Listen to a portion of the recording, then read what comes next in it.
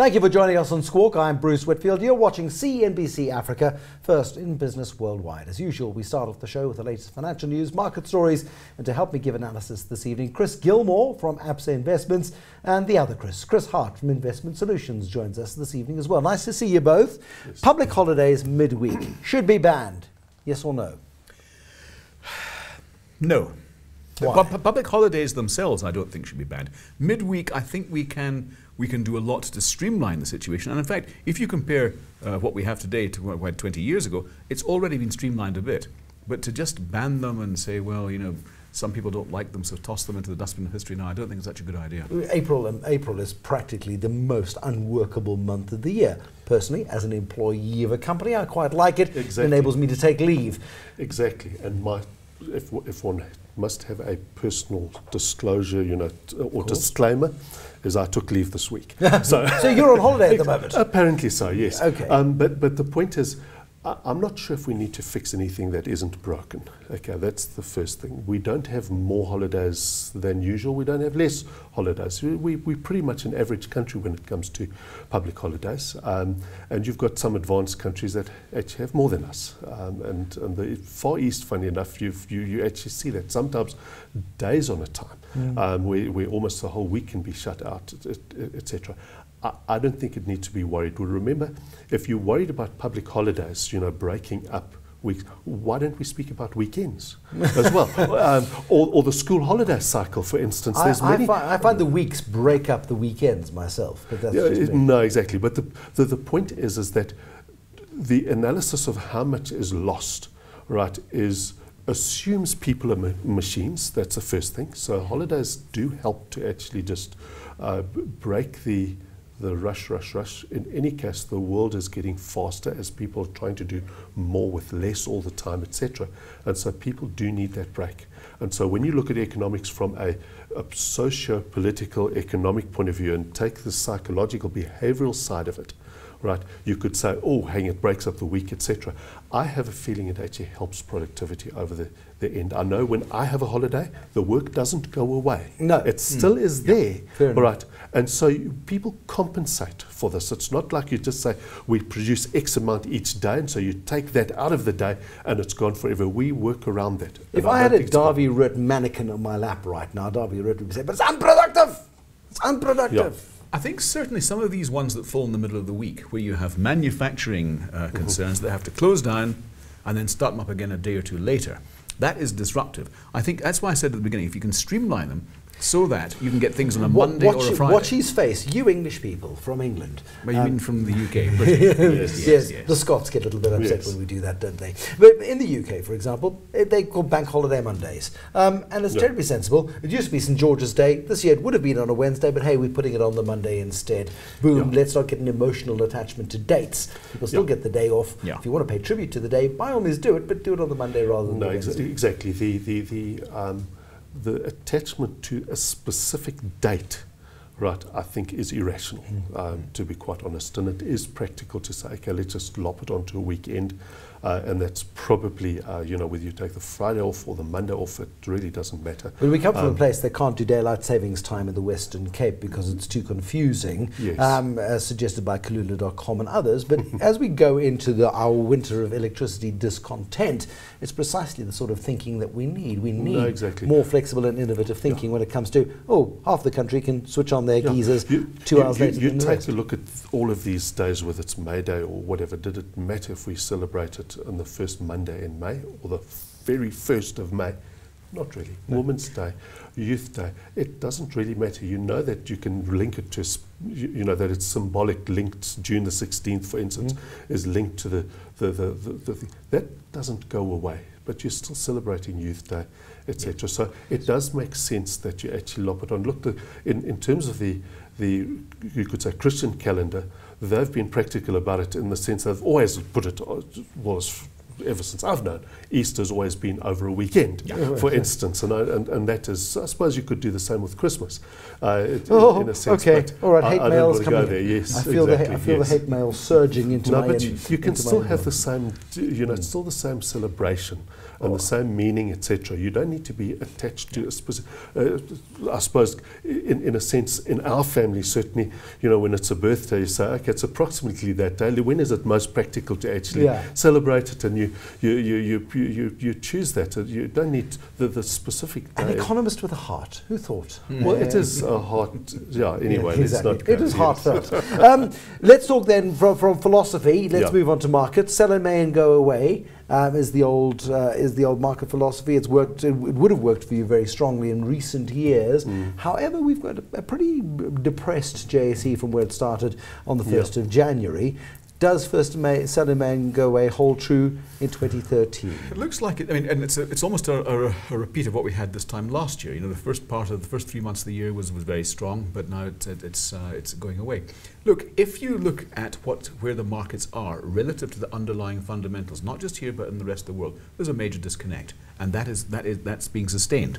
The only thing, in my opinion, that's keeping markets up is this huge amount of money sloshing around the world looking for a home. Can't go into interest-bearing instruments because it's far too low, so you're going into the markets. I mean, look at the Dow. Americans are getting so excited about the fact they're hitting new highs. Well, in fact, they're only marginally ahead of the highs they had in the year 2000, 13 years ago. Yes.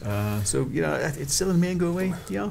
Yeah, my sense is not on the sell in May and go away, but look at the market reaction to the central bank announcement. Japan comes out, does enough for the markets, and the Japanese markets just surge ahead. The same day, the Europeans make an announcement to say they are maintaining whatever stimulus it is, not good enough. The markets plunge. The market's message to central banks, we want more. And you saw the same with the Fed, all right, last night. Fed, we're maintaining. In fact, we're more flexible. We'll do more if we need to. We'll do less if we need to, etc. Markets sold off. The markets are saying, we want more. Markets are being like petulant 3-year-olds. Exactly. But the point is that today the ECB is going to respond to what the Japanese did, okay? Because I think what's happening is QE is being escalated, and these central banks are in competition with each other. And we've got to respond, okay? Because you saw the Thai government is also saying Thai baht's strengthening too much. We've got to cut interest rates to the extent that it's more neutral on the currency. And so all of these things are feeding back into the world. We probably will end up with a rate cut for the same reason.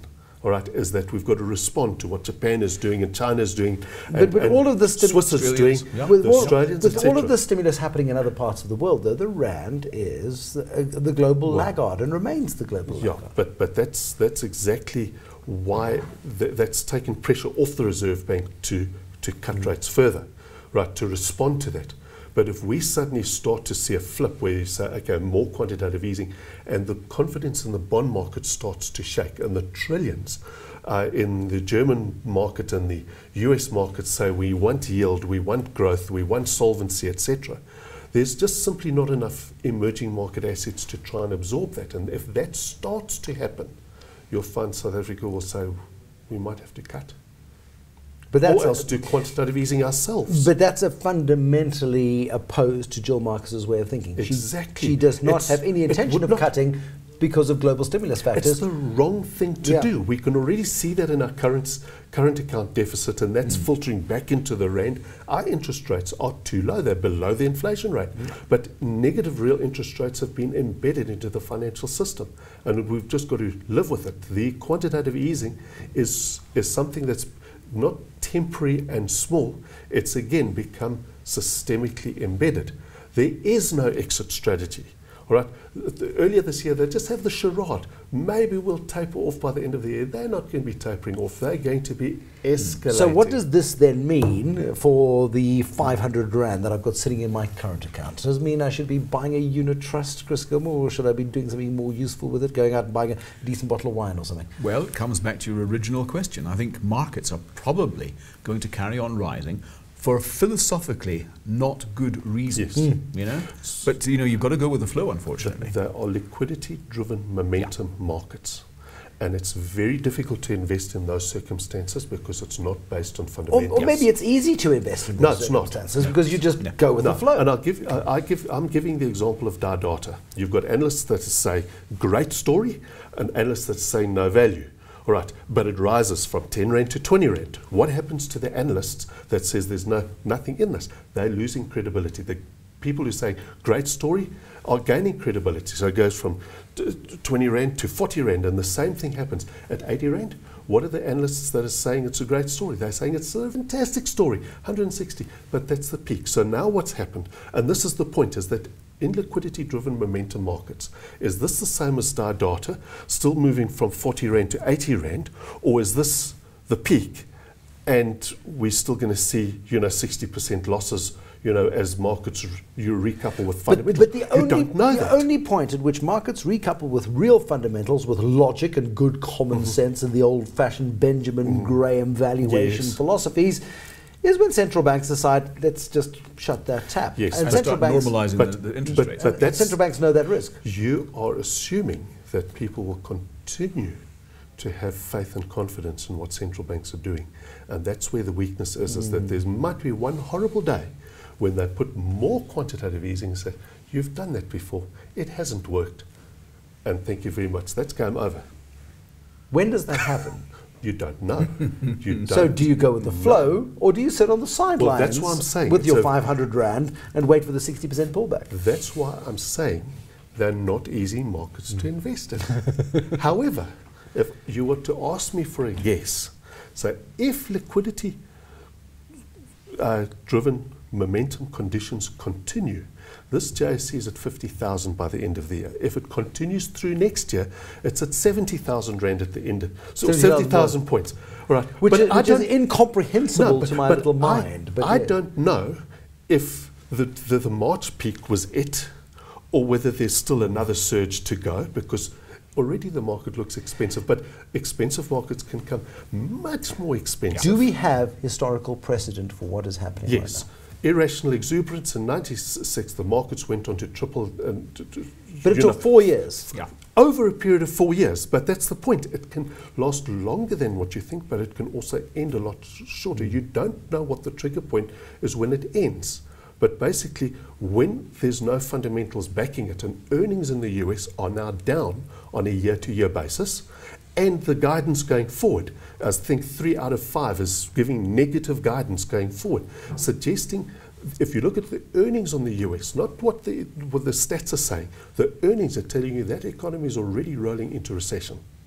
Yeah, I mean, if you actually do a graph of the corporate earnings growth year on year in the US, it's been going like that, in a secular decline. It looks like it could be bottoming out, but it's pretty much bottoming out around that 0% growth. But it's not wonderful. It's not a great, as I say, philosophically, it's corrupt. Yeah, earnings there have really rebounded to their 2007 peak, but it's not the same, because in 2007 interest rates were 5%. Yeah.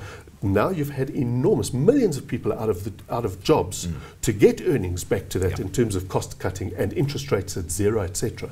The quality of this peak of earnings is not the same as the previous peak. Oi, oi, oi, oi, oi. That would be a fascinating discussion and a valuable discussion, which takes me to the point where we're sitting with the JSE between 38 and 39,000. Do we add money, or do we wait? It's more of it's a stock picker's market. Coming back to what Chris was saying, maybe as a whole it can go to 50,000 or 70,000 or whatever. But I still think there is value out there in certain stocks. But the process of stock picking is becoming increasingly more difficult. Trying to find those deep value stocks, the ones that are crying out deep value, is getting very, very difficult. But my sense is that the value style of managing money is not working at the moment. Okay, because value styles don't work. But value styles often don't work for long periods of time. I mean, you look at poor John Bickard, one of the most successful fund managers of the last decade, he will be nervously twitching his fingers. He will be right eventually. Yes. But as I say, eventually can be a long time. Yeah. No, so either he's right and will be right eventually, or market-driven momentum is right and you need to jump on that bandwagon. Yeah, market-driven momentum is basically saying this market it will eventually go into bubble territory. I don't believe it's in bubble territory now, so my bet would be to commit, okay, right now. But will I be clever enough to actually pull it out before? I don't think so. Because until the bubble bursts, the story gets more more plausible and better, and the fairy tale ending. It's what you call hubris. You believe in your own bulldust of it, eventually, because making money, you think you're clever and clever. But that's the point: is bubble markets are things you survive. You don't necessarily make money out of it overall. So when one looks at another manager, Alan Gray, faced the same thing in the tech bubble. They did not buy into it because they correctly assessed that this was not something to go for. But of course, sitting on the sides, looking at the underperformance, their business almost went under at that point. But huge courage. Let me tell you, they survived that bubble. And look where they are now. Yeah. And that's the point. But they're forecasting almost the next bubble, aren't they? Exactly. And they managed to keep they kept their heads then. But again, one doesn't know how long. And as who was it who said markets can stay irrational for longer than you can stay solvent. and that's the issue. I would go for the momentum-driven liquidity story at this stage. For a bit. But I would leave a lot of money on this table because of how quickly it gives that back. We've been doing that and it's not working. All right. Chris Gilmore from ABSA Investments and Chris Hart from Investment Solutions. A fascinating discussion this evening, a strong philosophical discussion, and one that has provided absolutely no firm answers. But hey, that's what markets are made of, and hopefully we've given you something to think about.